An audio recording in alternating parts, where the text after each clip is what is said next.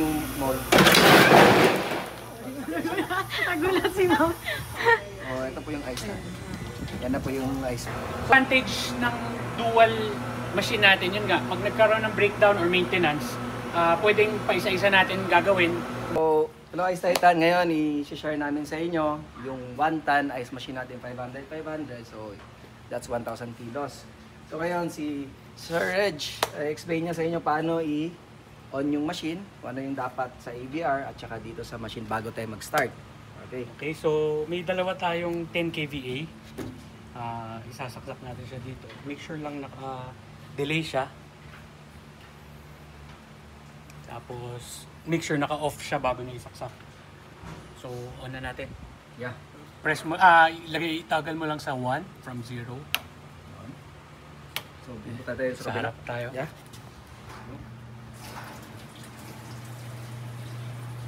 Ayan.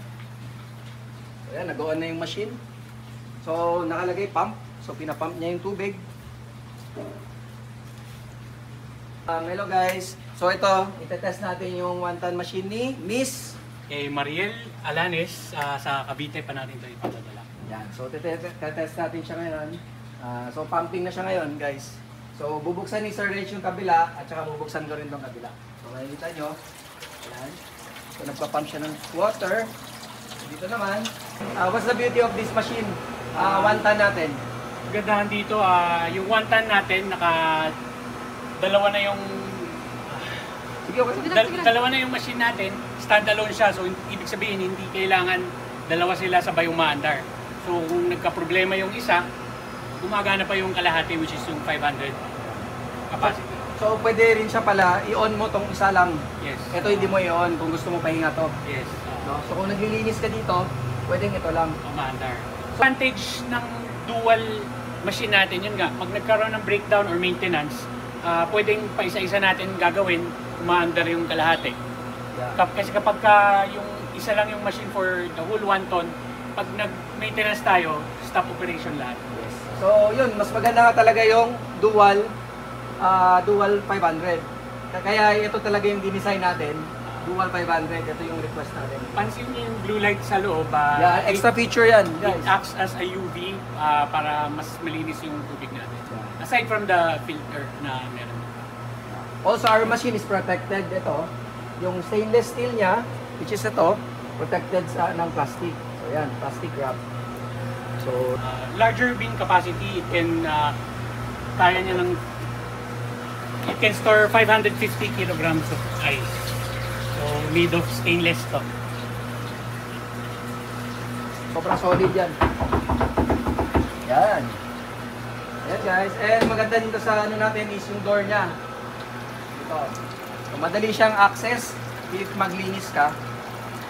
Saka gusto mo mag-check, mabilis din kasi it's ano na yung door. So, It comes with 2 3-stage filter for your water supply. so sulit talaga guys. Meron na tayong filter dito sa 1 ton natin. Dalawa to Per machine. Tapos meron din tayong scooper. So anong weight nito pag nag-scoop ka? Ilang kilos? 1 to 1.5 kilo per isang scoop takan. nito. Yeah. So, yun. Tapos ito naman, Reg.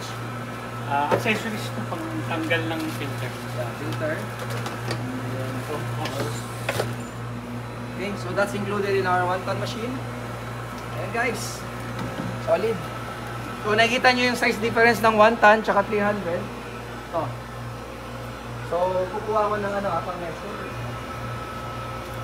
So wait na lang natin na mag-dump ng ice. Mamaya papakita namin sa inyo. Uy!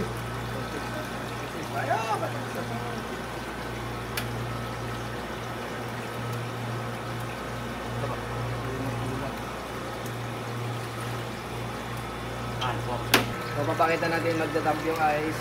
So, lapit na. Ayan. So, when you hear the cracking sound, malapit na yan mag-hot gas. So, may timer naman. So, ayan. Hot gas na siya. Nakita nyo yung 500, pagbagsak na ice. Yun. So,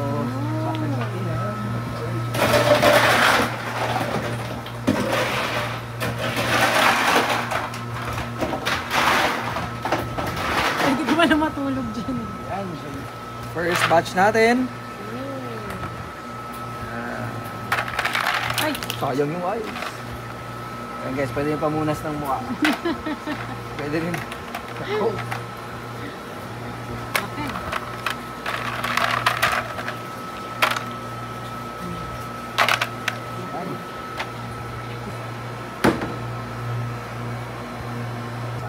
So yan, naka-off na siya. So you can turn off na sa likod yung power niya, switch. Power switch. So yan.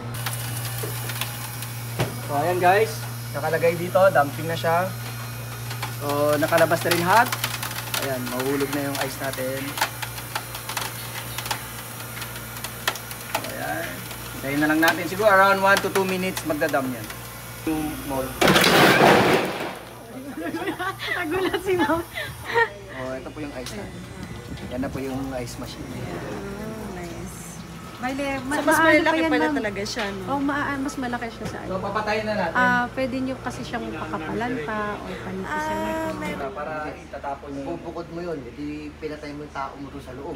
Hindi naman sila nagtatagal sa loob. Pwede na, no? Dadakit niya, may wire dyan, galing na. Basta yung dalawa natin. Isa lang. Electric.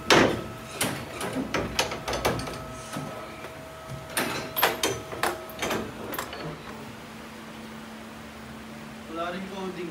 Walang coding.